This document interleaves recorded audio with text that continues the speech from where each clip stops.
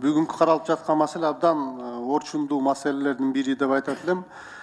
Эң негизгиси ушул жерде отурган баарыбыз тең айтып атабыз, таза суу бул долбоорду колдоо бул талашсыз депчи. Менимче ар бир мамлекеттин, өкмөттүн түздөн түз биринчи милдеттеринин бири болуш керек, ушу өзүнүн элин таза суу менен камсыз кылып берүү. Ошол эле мезгилде себеби мына таза суу бул ден соолук, дени сак улут дейбиз, ден соолуктун булагы дейбиз да. Бардык нерсе биз ооруларда ушу таза суудан 50%, 60% таза суудан болуп келет да.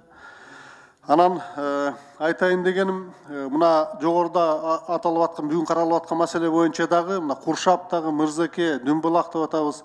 Бул 8 айыл, 4 айыл деген менен 70 миңдей калк жашаган айыл. Ошо 4 айылдачы. Куршапта, Мырзакеде бир мезгилде райондун борбору болгон. Калк аябай жиш мындай жайланышканда айылдар. Анан ушул Союз урагандан бери, 25 жылдан бери, 20 жылдан ашыктан бери таза сууга абдан муктаж.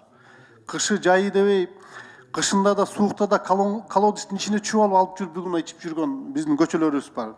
Ошондуктан мен айтып кетет элем, мына сөзсүз түрдө бул ушул айылдарга керек да. Ошо мына колдоо бериңиздер деп суранып кетет элем. Анан экинчи жагындагы айткым келип атат, мына бизде Кыргызстанда мындай жакшы эмес, ачуу бир чындык бар да.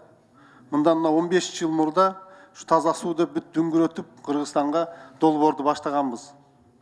5%-тен чогултуп, бүгүнкү күнгө чейин 5% ала албай жүргөн айыл өкмөттөрүбүз да толтура жатат. Себеби ошол убагында эффективдүү башкарылбай, таза суунун коррупцияга жол берилген, жакшы эмес мындай тажрыйба болуп калды да биздечи. Кийин мына бизде ошол Азия өнүктүрүү банкы көп эл аралык донорлорубуз финансирование токтотуп койгон. Мен де билем, өкмөттө иштеп жүргөн 2011-12 жылдары абдан суранып атып, АБРден ушу 20 миллион доллар каралганды бербей атып, араң 4-5 жыл дегенде алдык да, ошого жетиши алдык да. Ошондуктан мына эми ишеничке кайра кирип келе атабыз. Мен мына жогоруда айтылган сындарды акыйкат сын болуп атат, кесиптештеримдин да каалоолорун колдоп кетем. Азыр бүгүнкү күндө мына миллиарддаган сомдор инвестиция менен эң көп таза суу тармагына келип атат. 200 миллион евро деген бул 16 миллиард сом. Аны башкарыш керек. Аны башкарганда дагы эффективдүү башкарышыбыз керек да. Өткөн тажрыйбага жана ачуу чындыкка аз жол бербеш керек агачы. Ошого мен толук колдойт элем. Ушундай бир эффективдүү механизмдерин иштеп чыгып, анан мүмкүн ушул деңгээлди көтөрүш керек. Бүгүн трансформация чечилбей атат, бул чечилбей атат деп эле министрликтер менен мына архитектура агенттиги иштеп атат, бирок мүмкүн өздөрү компетенциясы жетпей калып атат. Ушуну бир вице-премьер министрдин деңгээлине чыгарып, түздөн түз ошол кишинин көзөмөлүнө кылып туруп, түздөн түз ошол кишинин жоопкерчилигин да мойнуна илишибиз керек да. Анан ошол эле мезгилде мына айыл өкмөт башчылары да отурат, жергиликтүү өз алдынча башкаруу бийликтин өкүлдөрү, мен айтып кетет элем, бизди бекер келип жүргөн оокат түгөндү бүгүнчү. Элди дагы ошол сууну сарамжалдуу пайдалануу маданиятына, сапаттуу пайдалануу маданиятына үйрөтүшүбүз керек.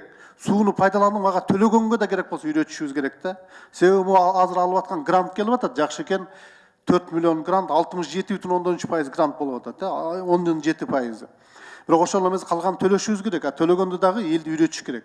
Сиздер азыртадан долбоор башталып атканда жерине барып туруп элге жеткириш керек. Сен сууңду алып атасың, үйүңө кийип беребиз, бирок сен ошого төлөшүң керек. Эсептегич болобу, эсептегичин коюшуп беришибиз керек.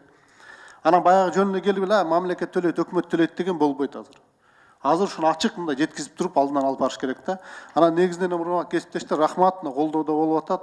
Бул абдан мындай керектүү долбоор, ошол жердеги 70 миңге жакын калк деп атам, ошонун бүгүнкү эң көйгөйлүү маселеси да.